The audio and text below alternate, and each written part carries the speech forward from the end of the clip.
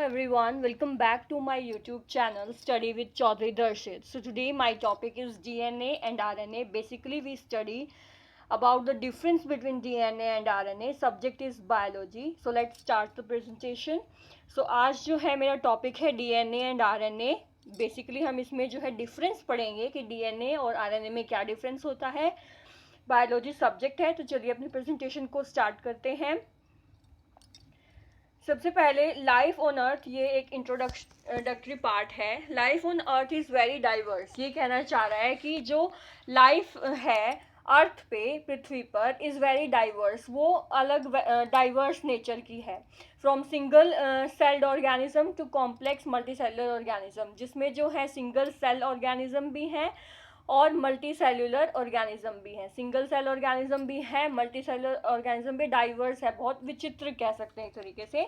But at the molecular level, लेकिन अगर हम मॉलिक्यूलर लेवल पे देखें, मॉलिक्यूल्स के लेवल पे देखें, तो all life is fundamentally made up of same building blocks. तो जो लाइफ है वो क्या है, फंडामेंटली किससे है, सेम बिल्डिंग ब्लॉक से बनी हुई है. बिल्डिंग ब्लॉक मतलब जिससे हमारा शरीर बना हुआ है या जिससे जानवरों का शरीर बना हुआ है. सिंगल सेल ऑर्गेनिज्म का बना हुआ है, मल्टी सेल ऑर्गेनिज्म का बना हुआ है.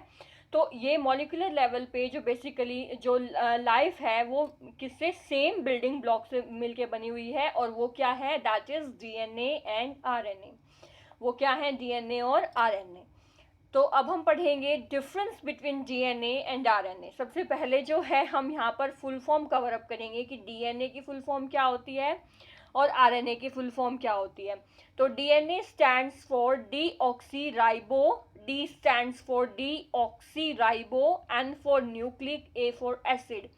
Deoxyribonucleic acid. And RNA stands for, R stands for ribo, N stands for nucleic, A stands for acid, ribonucleic acid. अब डेफिनेशन क्या है, it is a long polymer strands. Polymer का मतलब क्या है, स्ट्रैंड. स्ट्रैंड का मतलब क्या है कि जो डीएनए है उसका स्ट्रक्चर ऐसे होता है. तो ये जो है, ये चीज़ जो है, ये क्या हो गई, स्ट्रैंड हो गई. तो ये जो चीज़ है यहाँ पर, ये स्ट्रैंड हो गई. तो जो डेफिनेशन है उसमें क्या है, it is a long polymer. ये एक लंबा पॉलीमर है, मतलब जिसके स्ट्रैंड है. It has a deoxyribose and phosphate backbone having 4 different base. इसके पास क्या है, डीऑक्सीराइबोज है. इसके पास क्या है, डीऑक्सीराइबोज है एंड फॉस्फेट बैकबोन. और बैकबोन है जो कि फॉस्फेट की बनी हुई है और जिसमें 4 डिफरेंट बेसिस हैं. और वो 4 डिफरेंट बेसिस कौन से हैं, थायमीन, एडेनिन, साइटोसिन, ग्वानिन. ये स्ट्रक्चर के थ्रू समझेंगे हम. ये यहाँ पर जो है ये क्या है, ये फॉस्फेट बैकबोन है. ये फॉस्फेट बैकबोन है, ये इसके स्ट्रैंड्स हैं. स्ट्रैंड्स हैं ये. अब जैसे इसमें ये जो हल्का ग्रीन है वो क्या है, एडेनिन है, थायमीन है, साइटोसिन और ग्वानिन. ये 4 बेस पेयर होते हैं. तो इसमें क्या है, ए जो है उसका टी के साथ बेस होता है और सी का जो है वो जी के साथ बेस होता है. यानी कि साइटोसिन और ग्वानिन जो है इनकी आपस में पेयरिंग होती है. तो डीएनए क्या है, डीएनए एक लॉन्ग पॉलीमर है, स्ट्रैंड है. It has deoxyribose and phosphate backbone. इसके पास जो है डीऑक्सीराइबोज है और फॉस्फेट बैकबोन है, जिसके 4 डिफरेंट बेसिस हैं. ये 4 डिफरेंट बेसिस होते हैं, थायमीन एडेनिन, साइटोसिन और ग्वानिन. ठीक है. ऐसे जो राइबोन्यूक्लिक एसिड है ये क्या है, इट इज़ अ पॉलीमर. ये भी एक पॉलीमर है विद अ राइबोज. इसके पास राइबोज है. फॉस्फेट बैकबोन है, फॉस्फेट बैकबोन उसके पास भी है. Having 4 different basis, 4 different basis इसके पास भी हैं. बस इसमें फ़र्क क्या है कि डीएनए के पास थायमीन होता है और आरएनए जो है उसकी यूरेसिल होती है. बाकी सेम है, एडेनिन, साइटोसिन, ग्वानिन. ठीक है.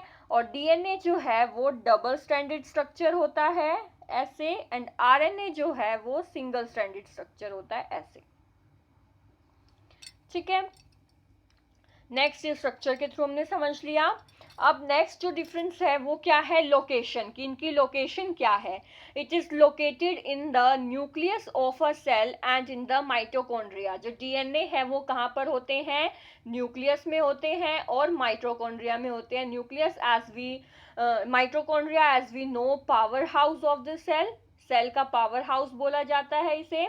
और न्यूक्लियस क्या है, एक ऑर्गेनेली है within a cell, cell के अंदर, दैट कंटेन क्रोमोसोम, जो क्या कंटेन करते हैं, इनके पास क्या होते हैं, क्रोमोसोम्स होते हैं, जो पेरेंट टू प्रोजेनी में जाते हैं, यानी कि जो पेरेंट्स हैं उनसे बच्चों में जाते हैं।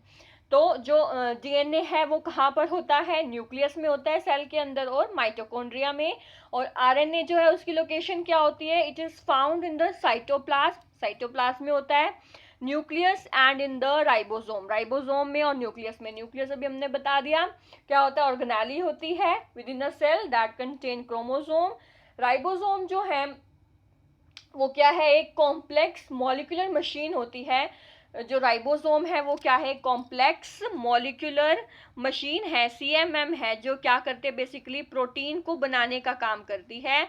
और साइटोप्लाज्म क्या है, साइटोप्लाज्म एक जेली लाइक मटेरियल है जो क्या करता है, ज्वाइन करता है न्यूक्लियस को और सेल मेम्ब्रेन को, उसको साइटोप्लाज्म बोलते हैं।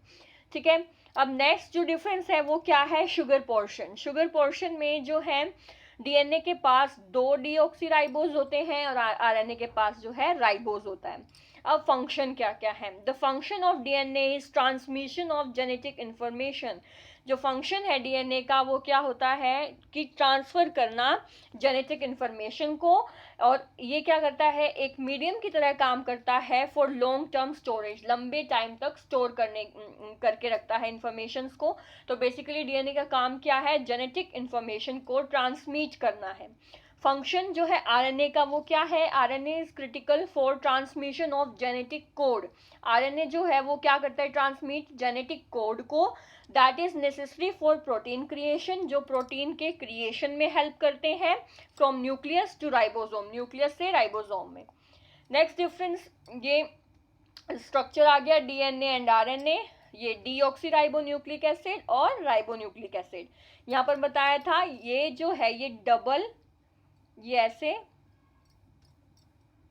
ये क्या है, डबल स्ट्रैंड शुगर फॉस्फेट है, डबल स्ट्रैंड शुगर फॉस्फेट है। और यहाँ पर जो है ये सिंगल है, usually single strand sugar phosphate group है। तो ये हो गया राइबोज और ये हो गया डीऑक्सीराइबोज। उसके बाद जो है 4 बेस पेयर होते हैं, और यहाँ पे भी 4 बेस पेयर होते हैं। वो कौन कौन से होते हैं, thymine, adenine, guanine, cytosine.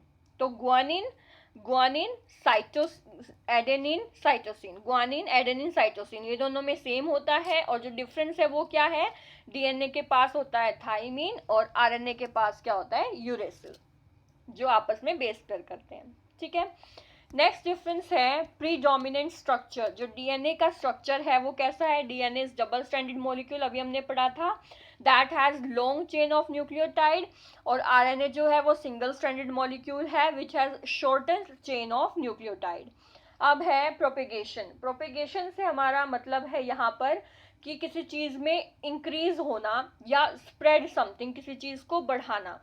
Propagation का मतलब क्या है, इंक्रीज करना किसी चीज को या फिर बढ़ाना। तो प्रोपेगेशन में क्या है, डीएनए रेप्लिकेट। तो रेप्लिकेट से यहाँ पर हमारा क्या मतलब हुआ, रेप्लिकेट का मतलब हुआ to copy something exactly, exact copy banana.